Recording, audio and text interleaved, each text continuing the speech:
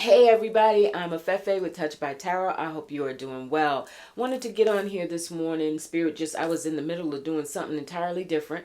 And Spirit just said, let me to give you a message. I have done around your magic and around, not standing in the way of your magic, becoming comfortable with your magic and identifying your magic so that you can utilize it and be comfortable with it.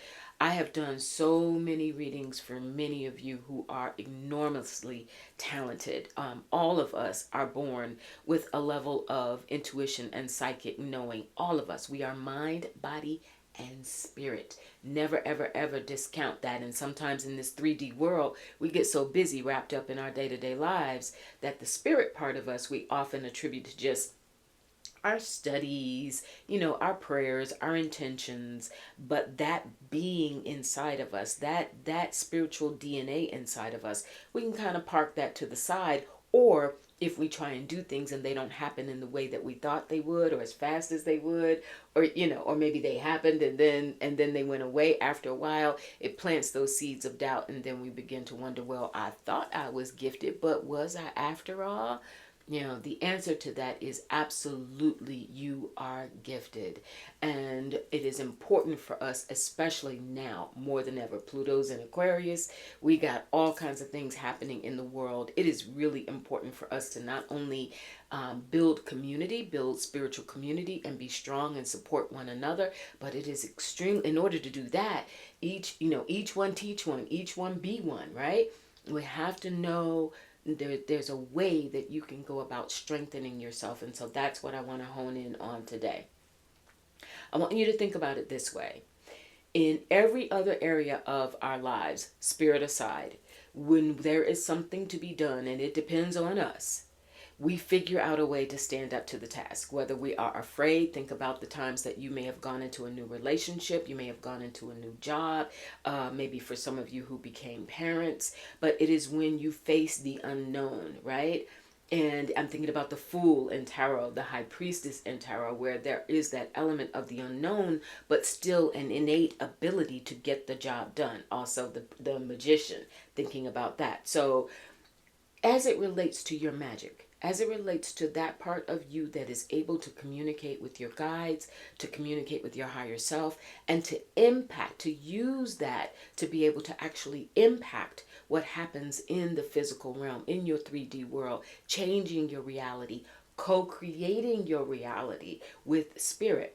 That's how you do it. Is you begin to see, go after that part of yourself that contains the magic in a similar manner than that you would if you were starting a job or starting your own business, where there are aspects of the unknown. There is not guaranteed success.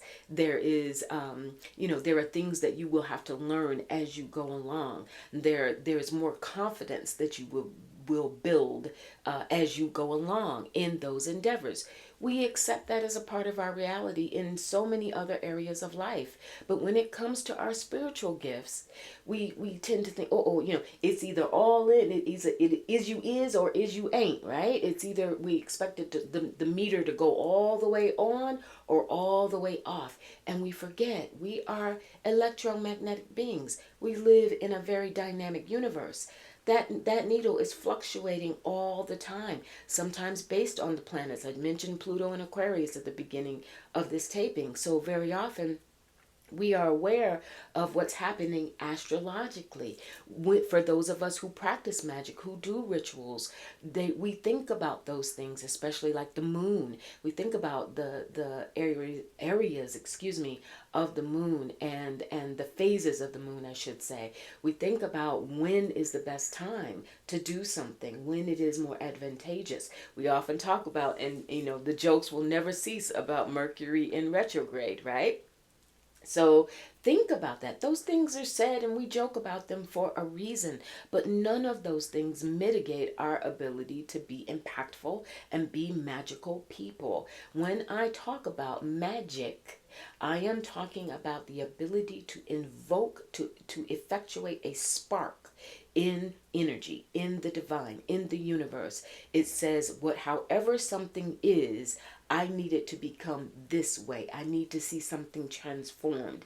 I need the money. I want the love. I want my health regained. I want progress. I want better relationships with my family, etc.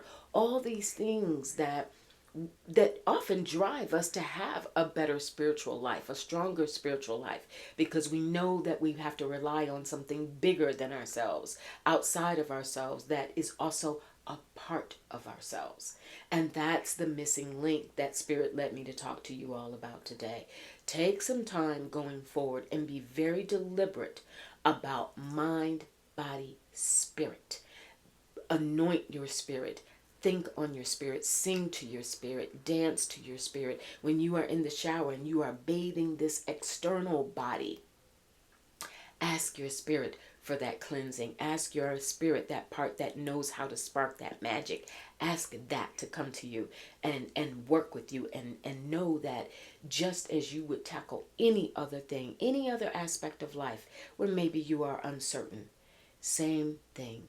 But you don't let that stop you. When you need the job and the bills have got to get paid, when you want the love and you got to learn how to negotiate and compromise in that relationship, show up for love, show up and be authentic. When you have to, recover or regroup from grief, or from, so many people I work with have talked about, being victims of narcissists. So when you've had to regroup and learn that self-love, as a result of that, you took that by the tail and said, this is what I have to do for me to get what I want, to be able to live, to survive this, to recover from this, to heal from this. The same thing with invoking your magic and your gifts.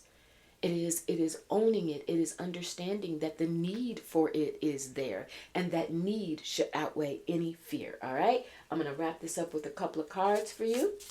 And I'm asking Spirit for a sign, just something that you might need to take away from this, and that'll really ping you and say, hey, this is something that will help me be able to reclaim my magic or claim my magic. I also hear from many of you who know that you're gifted, but you became afraid of it. You were like, I don't want to see it. I'm not sure how this is going to change me or impact me, but it's okay. You have the right to set certain parameters and set certain boundaries. Spirit doesn't want you to be overwhelmed. Your guides don't want you to be overwhelmed, but they do want you to be tapped in, okay?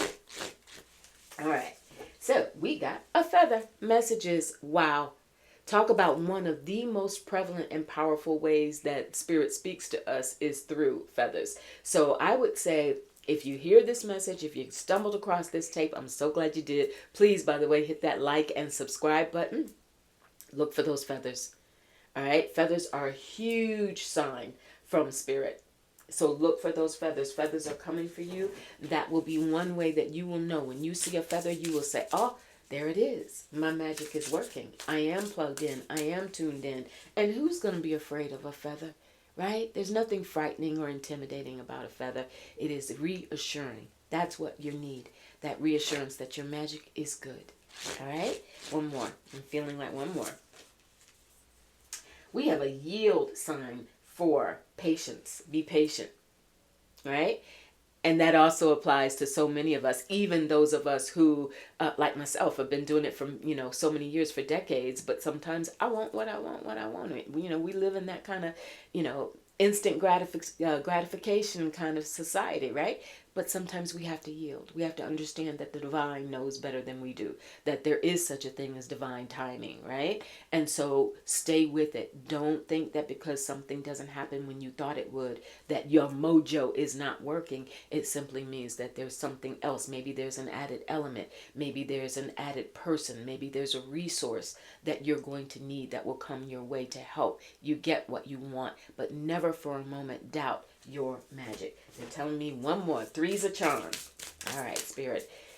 One more message that they would need, that anyone who sees this video would need to see and know and recognize that their magic is real. And hang in there. Develop it. Own it.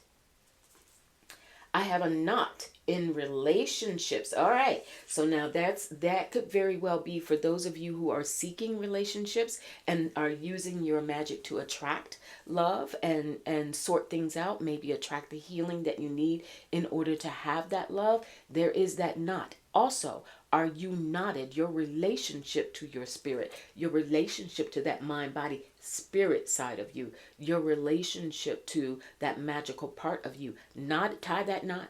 Tie that knot and do it with a red string so that you have that passion for it, so that you know you're going to stick to it, so that you are committed to it. That's the knot, right? Tie the knot. All right, you all. I hope this was helpful. I'll talk to you real soon. We're going to be doing a lot more work along these lines. So just check back in with me, okay? Take good care. I'll talk to you later. Bye.